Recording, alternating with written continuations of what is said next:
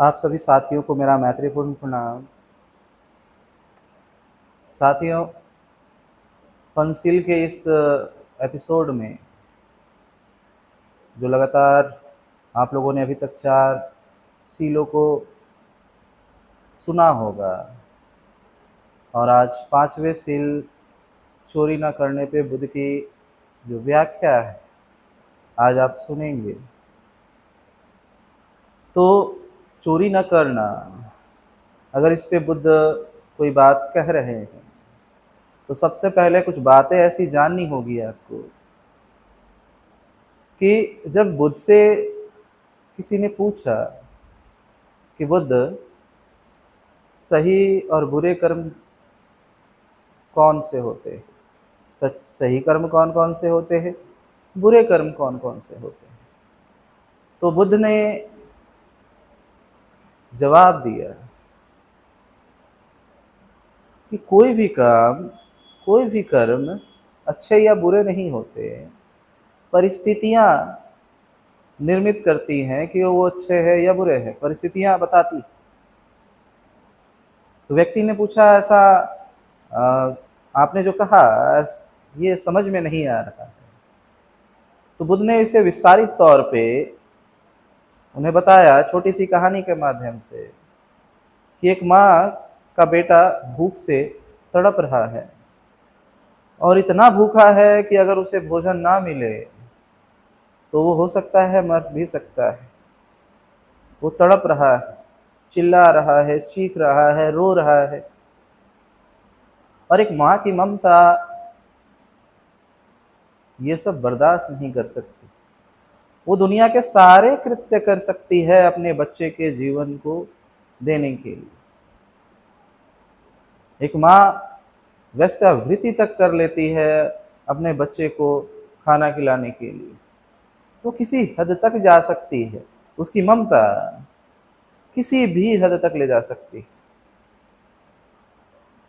क्योंकि उसे उस क्षण सिर्फ ये दिखता है कि उसके बच्चे को बचाना है, बस, और कुछ नहीं। इसलिए अगर वह महिला जाती है और जा करके अगर कहीं से वो रोटी चुरा करके लाती और अपने बच्चे को खिला दी और अपने बच्चे के जीवन को उसने बचाया, तो वो जो चोरी वो सही मानी जाएगी, वो गलत नहीं मानी जाएगी। भले ही दुनिया के नज़र में वो गलत हो, लेकिन according to condition, according to situation, परिस्थितियों के अनुसार वो गलत नहीं माना जाएगा। लेकिन अगर दूसरे ही पहर सुबह में उसने चोरी किया और चोरी करके रोटी लाई और अपने बच्चे को खिलाया और अब शाम में भी उसे रोटी की जुगाड़ करने हैं, तो सुबह से शाम तक उसके पास पूरा समय है कि वो कहीं जाए, जा करके वो कोई कर्म करे, कर्म करके वो धन अर्जन करे या फिर कर्म के बदले में वो अन्न लेकर के आ सकती है जिससे कि वो अपने बच्चे को खाना खिला सकती है। लेकिन अब उसे लग गया कि एक बार रोटी चोरी करके ला सकते हैं तो दूसरी बार भी हम रोटी चुरा करके ही लाएंगे। अगर दूसरे ही पल जब उसका बच्चा भूखा नहीं है, जब उसके पास पूरा समय है कि वो कमा करके ला करके अपने बच्चे को भोजन करा सकती है, इसके बावजूद भी वो मेहनत ना करके, कर्म ना करके वो जा करके चोरी करके दोबारा रोटी लाने जाती है, तो दोबारा लाई गई जो रोटी है चोरी करके वो गलत माना जाएगा। मीन्स चोरी करना गलत नहीं है, इस मायने में कहना चाहता हूँ परिस्थितियाँ क्या है इस अनुसार सही और गलत है। सुबह की चोरी सही और दोपहर की ही चोरी गलत हो सकती है। तो ये मैं आपको बता रहा हूँ कि सिर्फ कोई भी बातें एक तरफा नहीं होती है। हर जीवन के हर एक विषय के 2 पहलू होते हैं। व्यक्ति सिर्फ एक ही पहलुओं पे बात करता है, वो सिर्फ चाहता है कि बस किसी भी चीज़ को हम सही या गलत कह दें, लेकिन ऐसा कुछ भी नहीं होता है कि कोई भी चीज़ें एकदम से सही और कोई भी चीज़ें पूरी तरीके से गलत। परफेक्ट रॉन्ग और परफेक्ट राइट नहीं होता है, absolute right and absolute wrong नहीं होता है कि एकदम से कोई चीज़ें सही हैं और एकदम से कोई चीज़ें गलत। हर चीज़ों के दो पहलू होते हैं, मेरिट्स और डिमेरिट्स होते हैं। तो उसी प्रकार अगर बुद्ध चोरी न करने की बातें कह रहे हैं तो आम व्यक्ति भी जानता है कि चोरी करना गलत है। और बुद्ध भी अगर वही बातें कह रहे हैं तो आपको क्या लगता है कि फिर बुद्ध में और आम इंसान में क्या अंतर है? क्या अंतर है? हमें क्योंकि पंचशील पढ़ते हैं, पंचशील को हम किताबों में पढ़ते हैं तो हमें लगता है कि बुद्ध कह रहे हैं पंचशील का पालन करने के लिए। लेकिन आपको जानकारी होनी चाहिए कि ये पंचशील किताबों में लिखने वाले लोग बुद्ध के समय के नहीं थे। बुद्ध के जाने के 500 सालों के बाद, 300 सालों के बाद ये सारी चीजें लिखी गई क्रमबद्धता से। और लोगों ने जो लिखी, ऐसा मैं नहीं कह रहा हूं कि वो गलत लिखा, लेकिन जो लिखा वो बुद्ध के सीक्वेंस में नहीं था। सीक्वेंस में होना और नोट होना, जैसे हम किसी चीज को पॉइंट आउट करते हैं तो सही ही है, जो पॉइंट आउट किया गया है बुद्ध की वाणियों से एकदम सही है, लेकिन सीक्वेंस में नहीं है, क्रमबद्धता नहीं है। अगर उन्होंने ये बातें कही होंगी तो किस क्रम में कही होंगी वो मैं समझ सकता हूं, क्योंकि उस स्थिति में जब तक कोई व्यक्ति उस स्थिति तक ना जाए तब तक वो उस चीजों को नहीं समझ सकता। उसे उन चीजों को समझने के लिए उस स्थिति तक जाना होगा। तो जहां तक मैंने समझा है, और इसलिए मैं कहता हूं भले ही कि मैं बुद्ध की बातें कहता हूं, लेकिन बुद्ध क्या सोच करके कहते होंगे या उन्होंने क्या एग्जैक्ट कहा होगा वो मैं समझ सकता हूं और वो चीजें अनुभव कर सकता हूं। और बुद्ध का धम्म अनुभव का धम्म है, और अनुभव के धम्म में मैं अपने अनुभव पे ये सारी चीजें कि बुद्ध ने आखिर क्या कहा होगा ये मैं कह सकता हूं। कोई व्यक्ति, आम व्यक्ति भी चोरी ना करना जानता है कि चोरी करना गलत है, और बुद्ध जैसा व्यक्ति जो निर्वाण प्राप्त है, जिसने सत्य को जान लिया है, अगर वो व्यक्ति सिर्फ ये कह दे कि चोरी नहीं करनी चाहिए, ऐसा कैसे हो सकता है? चोरी करने के पीछे का कारण क्या है जो आपको चोरी करने के लिए उकसा रहा है? चोरी करने के पीछे के कारणों को जब आप जानने जाएंगे तो देखेंगे कि चोरी करने के लिए जो जो चीज़ें हमें उकसाती हैं, जो चीज़ें हमें आगे करती हैं कि चोरी करो, वो कौन सी चीज़ें हैं कि एक चोर को भी पता है कि चोरी नहीं करनी चाहिए, फिर भी वो चोरी कैसे कर लेता है? पता है उसे भी, लेकिन कुछ चीज़ें ऐसी हैं जिसके तहत वो चोरी करता है। लेकिन बात ये भी आती है कि अगर ये पता है कि चोरी नहीं करनी चाहिए, फिर वो कौन सी चीज़ें हैं जो उसे मजबूर करती है चोरी करने के लिए, और जो चीज़ें उसे मजबूर करती है क्या उसे खत्म नहीं किया जा सकता? किया जा सकता है। चोरी करने के लिए काम, क्रोध, लोभ, राग, द्वेष, मोह, ईर्ष्या, अहंकार, ये सारे जिम्मेदार हैं। और अंततः मैं कहूं तो अज्ञानता, और अज्ञानता कब मिटती है? जब निर्वाण तक इंसान पहुंचता है, समाधि तक इंसान पहुंचता है, तो जाकर के पूर्ण अज्ञानता मिटती है, पूर्ण ज्ञान प्राप्त होता है, और तब जाकर के काम, क्रोध, लोभ, मोह, राग, द्वेष, ईर्ष्या, अहंकार पे भी इंसान विजय पाता है। और जब जाकर के इस पे लोग विजय पाते हैं तो जाकर के उसके आउटपुट, उसके रिजल्ट बंद होते हैं। चोरी जो है वो रिजल्ट है। चोरी इंसान क्यों करता है? बस चोरी करने चला जाता है, क्यों करता है? काम बस इंसान चोरी करता है। काम वासना इंसान को चोरी करने पे मजबूर करती है। चाहे काम वश मीन्स हर वो काम, मीन्स इच्छा, चाहे वो काम वासना की इच्छा हो, चाहे कोई चीज़ की पाने की इच्छा हो, वो उसे चोरी करने पे मजबूर करती है। अब जैसे वर्तमान के समय में सबसे ज़्यादा जिम्मेदार जो होता है काम मीन्स इच्छाओं में, काम वासना की इच्छा सबसे ज़्यादा जिम्मेदार होती है। किसी व्यक्ति को, लड़के को लड़की से मिलने जाना है, किसी लड़की को लड़के से मिलने जाना है, तो सबसे पहले वो अपने ही माँ बाप के पॉकेट से पैसे चोरी करेंगी। क्यों?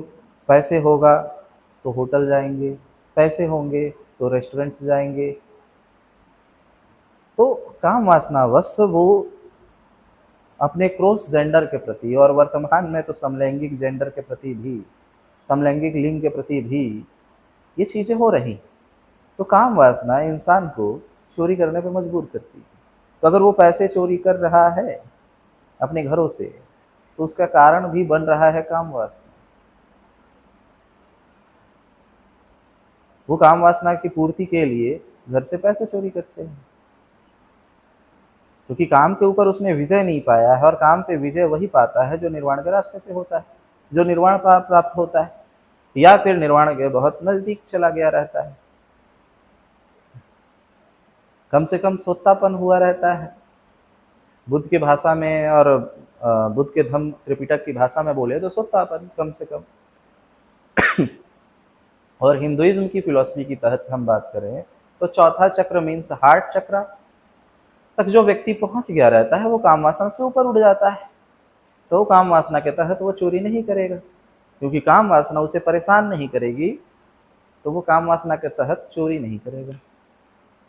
कोई इच्छा जगी कि मुझे ये सारी चीज़ें चाहिए, जैसे बच्चों को अंदर से इच्छा जगती है कि मुझे मिठाई चाहिए, लड़की को चाहिए होता है कि मुझे मेकअप के सामान चाहिए, और घर से वो सारी चीज़ें मिलती नहीं है, उस वश भी वो चोरी करती है। तो मीन्स काम वासना चोरी करने का बहुत मेन आधार बनता है, और आज के समय में बहुत बड़ा कारण है चोरी करने के पीछे काम वासना। आप देखेंगे, भले ही मेरी बातें एक पल के लिए गलत लग सकती हो आपको, लेकिन मुझे फ़र्क नहीं पड़ता। ये बातें मैं आज के समय के लिए ही सिर्फ नहीं, आने वाले समय के लिए भी बोल के जा रहा हूँ। तो ये चीज़ें आज के समय में भी है, कल भी थी, आज आगे भी रहने वाली है, क्योंकि इन चीज़ों से छुटकारा नहीं मिल सकता जब तक कि कोई भी व्यक्ति निर्वाण तक ना जाए, कम से कम सोतापन तक ना जाए, तब तक छुटकारा नहीं मिल सकता। दूसरा, क्रोधवश भी इंसान चोरी करता है। अब किसी को क्रोध आया, गुस्सा आया किसी के प्रति कि इसने मुझे गुस्सा दिलाया है, क्रोध आया है, तो उनकी उसकी कुछ चीज़ें जो है चुरा लो, ताकि वो चीज़ें उसको सफलता ना प्रदान करें। तो क्रोधवश भी हम किसी की चीज़ें चोरी कर लेते हैं। क्रोध भी कारण बनता है किन्हीं की वस्तुएं हमें चोरी करने के लिए। हमें किसी पे क्रोध आया, कोई मेरी बातें नहीं मान रहा है, और हमने उसकी चीज़ें, जैसे एक व्यक्ति मुझे मिले तो उन्होंने मुझे बताया कि मैं डॉक्टर लाइन में जाना चाह रहा था और ये MBBS करना चाह रहा था, और सामने वाला को का कहना ये था कि आप MBBS ना करो, आपको मैं सजेस्ट कर रहा हूँ, चूँकि वो भी MBBS डॉक्टर ही था। तो उसने कहा कि नहीं नहीं, मैं तो यही करूँगा। वो बोल रहा है नहीं, आपको ये चीज़ें नहीं करनी है, तो वो कह रहा नहीं नहीं, मैं तो, मुझे MBBS ही करनी है। तो उसे क्रोध आ गया। बोला ठीक है, तुम्हारी जैसी मर्जी। उसने जो एग्जामिनेशन होता है MBBS के एडमिशन से पहले, उसने वो दिया, और उधर से लेटर भी आया। तो जब लेटर आया तो उसने बीच से ही सेटिंग कर रखी थी पोस्टमैन से, और उसने उस लेटर की ही चोरी कर दी और उसे उस तक पहुंचने ही नहीं दिया। जब उसे उन तक पहुंचने नहीं दिया तो वो कभी भी एमबीएस की डिग्री नहीं ले पाए। उन्हें लगा कि शायद मैं टेस्ट में फेल हो गया होऊंगा। वो आज की बातें नहीं हैं, जब ऑनलाइन चीज़ें इतना नहीं था, उस समय की बातें हैं। तो क्रोधवश भी इंसान चोरी करता है, लोभवश भी इंसान चोरी करता है। कोई चीज़ की लोभ है, और लोभ मतलब जैसे आईफोन चाहिए किसी को, और आईफोन खरीदने के लिए हाथ में पैसे नहीं हैं। महंगे कपड़े चाहिए लेकिन उसके लिए भी पैसे नहीं हैं। महंगे शौक है, उसके लिए भी पैसे नहीं हैं। तो लोभ जो है कि किसी चीज़ को पाने की, कि नहीं, उसके प्रति उसको लालच आई है, उसे देख करके उसे लेने की चाहत आई है, तो वो व्यक्ति फिर कोई ना कोई गलत तरीका अपनाता है, चोरी करता है, घर में चोरी करे, दूसरों के घर में चोरी करे, और चोरी करके उस वस्तुओं को खरीदता है। मोहवश भी इंसान चोरी करता है। मोहवश कैसे चोरी करता है कि एक टीचर, एक स्कूल में घटना हुई कि एक टीचर अपनी बेटी को ही, जिस स्कूल में वो पढ़ाता था, उसी स्कूल में उसकी बेटी भी पढ़ती थी। अब उसने देखा कि मेरी बेटी तो पढ़ने में ठीक है, लेकिन इस स्कूल में अगर मेरी बेटी सेकेंड थर्ड फोर्थ आए तो मज़ा नहीं आएगा। लोग कहेंगे कि टीचर की बेटी भी थर्ड फोर्थ फिफ्थ आ रही है। तो उस व्यक्ति ने मोहवश, क्योंकि ममता मोह है, अपनी रिश्ता है, अपनी बेटी है, तो मोहवश उस व्यक्ति ने स्कूल के ऑफिस से ही एग्ज़ाम से एक रात पहले वो एग्ज़ामिनेशन पेपर को ही चोरी करके अपनी बेटी को दिया, ताकि मेरी बेटी टॉप करे। एक्चुअल में उसकी बेटी टॉप भी की। ये बात आज तक खुलासा नहीं हुआ है, बस कुछ लोग जानते हैं इन बातों को, क्योंकि उस स्कूल का हिस्सा मैं भी रहा हूँ।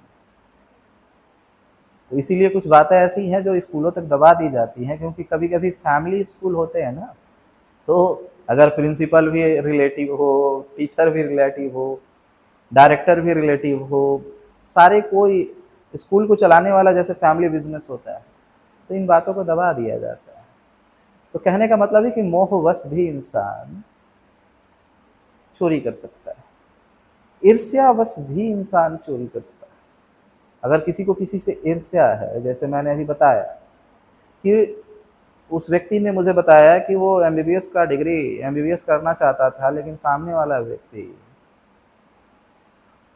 को नहीं चाहता था कि अगर एक ही खानदान में, अगर मैं भी इसी खानदान में हूँ, इसी खानदान में ये भी डॉक्टर हो जाए और मैं भी डॉक्टर हो जाऊँ, तो मेरा वैल्यू थोड़ा सा डाउन हो जाएगा, क्योंकि सब नंबर 1 पे रहना चाहता है कि अगर मैं खानदान में अगर सिर्फ अकेले डॉक्टर रहूँगा तो मेरा नाम ज़्यादा होगा, अगर कोई और भी डॉक्टर बन जाता है तो मेरा इतना नाम नहीं होगा। तो एक तो उसे ईर्ष्या हो रही थी कि दूसरा कोई डॉक्टर ना बन जाए, और चूंकि ये सामने वाला व्यक्ति मान ही नहीं रहा है कि नहीं मैं भी डॉक्टर बनूंगा, तो उसको क्रोध भी आना शुरू हो गया। मतलब पहला कारण था अंदर से ईर्ष्या का जगना। अब चूंकि उसे ईर्ष्या हुई, इसीलिए क्रोध जगा। अंदर से ईर्ष्या थी कि मेरे मुकाबले में डॉक्टर काहे बन जाए। दूसरी क्रोध क्यों आया? क्रोध आने के पीछे कारण था कि ये मेरी बात क्यों नहीं मान रहा है। मैं कह रही हूँ, मीन्स वो महिला थी डॉक्टर, उसका कहना था कि मैं कह रही हूँ तो ये मान क्यों नहीं रहा है कि दूसरे फील्ड में चला जाए। डॉक्टर ही बनना है लेकिन दूसरा डॉक्टर बने, मैं जो हूँ वही क्यों बनना चाहता है। तो मेरी बात नहीं मान रहा है, इस बात से उसे क्रोध आया, और क्रोधवश उसने उस लेटर को बीच से ही चोरी करवा लिया। लेकिन उसे ईर्ष्या थी कि एक खानदान में कोई दूसरा डॉक्टर ना हो, ताकि मेरा जो ओहदा है वो खत्म ना हो। ईर्ष्यावश भी उसने, इस एक ही घटना में दो चीजें हैं, उसे क्रोधवश भी उसने उस लेटर को कहा जा सकता है, और ईर्ष्यावश भी। क्योंकि क्रोध आया कि इसने मेरी बात क्यों नहीं मानी, और ईर्ष्यावश कि इसने ये क्यों बन रहा है, मतलब एक ही खानदान में दो एक जैसे डॉक्टर होंगे तो मुझे वैल्यू कम मिलेगी। ईर्ष्यावश भी उसने उस लेटर को चोरी करवा दिया। तो ईर्ष्यावश भी इंसान चोरी करवाता है, अहंकारवश भी इंसान चोरी करवाता है या करता है। अहंकार भी चोरी करने के पीछे का कारण बनता है। अब किसी ने देखा कि बगल वाले के घर में, हमारे घर में तो हीरो होंडा है और ये बगल वाला R15 मनवाया है, ठीक। उसके अहंकार को चोट पहुंचता है कि हम अभी तक हीरो होंडा पे ही अटके रह गए और ये R15 तक चला गया। अभी तक इसके औकात नहीं थी साइकिल चलाने की, इसकी औकात नहीं थी साइकिल खरीदने की, और इतना तेजी से ये वृद्धि और विकास कर गया, और आज ये मैं हीरो होंडा तक ही हूँ और ये R15 खरीद के ले आया। तो अहंकार बस क्या करते हैं कि कभी कभी सेटिंग करवा करके, चोर से सेटिंग करवा करके गाड़ी चोरी करवा देते हैं। अगर अहंकार को चोट पहुंचता है कि मेरी महिला महंगे गहने नहीं पहनी है और इसकी महिला महंगा गहना पहन ली है, अहंकार को चोट पहुंचता है तो उसके गहना चोरी करवा लेते हैं। हुआ भी मेरे ही घर की घटना है कि मेरे भी पिताजी जॉब करते थे और हमारे आसपास के लोग भी उसी कंपनी में जॉब करते थे, उसी कोयले के खदान में जॉब करते थे। दोनों की सैलरी एक समान थी, लेकिन मेरे पिताजी ने अपने पैसे का बचत किया और सामने वाले ने अपने पैसे को शराब में और अलग अलग जगहों में उड़ा दिया।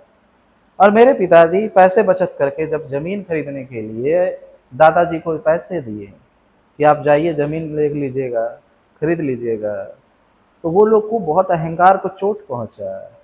अरे हम लोग यहीं पे हम लोग भी उसी कंपनी में कमाते हैं, उसी कोयले खदान में कमाते हैं, जितना हम कमाते हैं उतना ही ये भी कमाता है, और ये कैसे आगे बढ़ रहा है। उनके अहंकार को चोट लगा, और उनके अहंकार को चोट लगा इस कारण, ये आज की घटना नहीं है, आज से 30-40 साल पहले की घटना है। तो जब मेरे पिताजी ने दादाजी को पैसे दिए कि जाइए आप ज़मीन खरीदने गांव जाइए, तो जब मेरे पिताजी धनबाद से गांव की तरफ रवाना हुए तो ये लोग भी बहाना से कि हम लोग को भी कुछ गांव में कार्यक्रम है, गांव हमें भी जाना है, तो दादाजी के साथ में वे लोग भी पीछे पीछे लग गए उसी ट्रेन में। अब जब पिताजी गांव उतरे स्टेशन पे, तो वो स्टेशन उस समय बहुत सुनसान हुआ करते थे, बहुत सुनसान। स्टेशन तो कहना ही नहीं है, होल्ट लायक भी नहीं होते थे, बस होता था कि ट्रेन वहां रुकता है। ट्रेन से उतरे, उन लोगों ने अपने चेहरे पे कपड़े को बांधा और बांध करके मेरे दादाजी के पैसे सारे के सारे छीन लिए, चोरी कर लिए। अब ये चोरी उन्होंने इसलिए नहीं किया कि उनके पास पैसे नहीं है, क्योंकि वो भी सरकारी नौकरी में, वो भी गवर्नमेंट, मेरे पिताजी भी गवर्नमेंट। उन्होंने चोरी इसलिए किया क्योंकि उनको अहंकार को चोट पहुंच रहा था कि हम भी वहीं के वहीं रह गए और ये ज़मीन पे ज़मीन खरीद रहा है। तो अहंकार वश भी इंसान चोरी करता है। काम, क्रोध, लोभ, मोह, राग, द्वेष, ईर्ष्या, अहंकार, ये सारे कारण हैं जिसके कारण से इंसान चोरी करता है। चोरी सिर्फ चोरी करने के लिए नहीं करता, चोरी काम वासना की पूर्ति के लिए करता है। लोभ की, क्रोध की, मोह की, ईर्ष्या की, अहंकार को पोषण देने के लिए चोरी करता है। उसके चोरी करने के पीछे का कारण ये है। अब चूंकि इन कारणों को अगर आपको खत्म करना है तो आपको समाधि के प्रयोग करने हैं। जब तक व्यक्ति पूरी तरीके से समाधिस्थ नहीं होता, निर्वाण के रास्ते पे आगे अग्रसर नहीं होता, तब तक उसके अंदर से काम, क्रोध, लोभ, मोह, राग, द्वेष, ईर्ष्या, अहंकार खत्म नहीं हो सकता। और जब तक ये सारी चीजें किसी व्यक्ति के अंदर से खत्म नहीं होंगी, तब तक वो व्यक्ति चोरी कैसे नहीं करेगा। ये चीज़ें हमेशा उसे उकसाती रहेंगी चोरी करने के लिए। इसीलिए सिर्फ चोरी न करना, ये तो नॉर्मल लोगों की बातें हैं कि चोरी नहीं करना चाहिए। लेकिन अगर बुद्ध ये बातों को कहेंगे तो और डीप जाकर के कहेंगे और गहराई में जाकर कहेंगे कि चोरी करने के पीछे कौन कौन से कारण होते हैं, और उन कारणों को अगर समाप्त करना है तो कैसे शील समाधि प्रज्ञा के मार्ग पे आपको चलना होगा, कैसे समाधि के प्रयोग करने होंगे, समाधि के प्रयास करने होंगे, निर्वाण की तरफ अग्रसर होना होगा, तो जाकर के कोई भी व्यक्ति इनके ऊपर उठ सकता है। जब इनसे ऊपर वो उठ जाएगा तो ऑटोमेटिक है कि वो व्यक्ति जिंदगी में कभी चोरी नहीं करेगा। क्यों करेगा चोरी? तो मैं आशा करता हूँ कि आपको ये चीज़ें समझ में आई होंगी कि चोरी न करने पे बुद्ध की व्याख्या क्या है, कैसे आप चोरी से बच सकते हो, कैसे आप चोरी नहीं करोगे, और चोरी करने के पीछे कौन सी चीज़ें हैं जो आपको उकसाती हैं, जो आपको पीछे से धक्का देती हैं जाके चोरी करने के लिए। तो आशा करता हूँ कि आपको ये चीज़ें समझ में आई होंगी और आप अपने जीवन में शील समाधि प्रज्ञा को पालन करेंगे और समाधि का प्रयोग करेंगे, निर्वाण के लिए अग्रसर होंगे। और ज़्यादा से ज़्यादा जानकारियाँ पाने के लिए आप इस वीडियो के माध्यम से जितनी हो सकती थी मैंने बताई। अगर आप चाहते हैं कि आगे निर्वाण के रास्ते पे कैसे अग्रसर हो तो आप मुझसे संपर्क कर सकते हैं।